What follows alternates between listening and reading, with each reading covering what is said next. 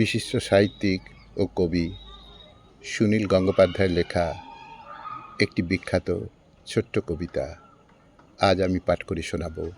কবিতা নীরা তুমি। শুরু করছি।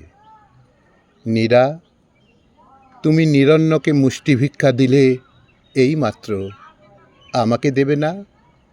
শ্মশানে ঘুমিয়ে থাকি, ছাইভস্য খায়, গায়ে মাখি, নদী সহবাসে কাটে দিন।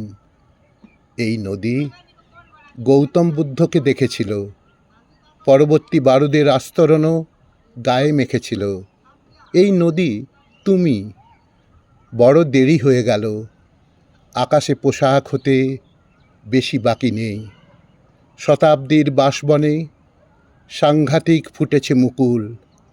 শোনোনি কি ঘোর দ্রিমিদিমি? জলের ভিতর থেকে সমুত্থিত জল কথা বলে। মরুভূমি মেরুভূমি পরস্পর ইশারায় ডাকে, শোনো। বুকের অলিন্দে গিয়ে শোনো, হে নিবিড় মায়াবিনী। ঝলমলে আঙুল তুলে দাও, কাব্যে নয়, নদীর শরীরে নয়।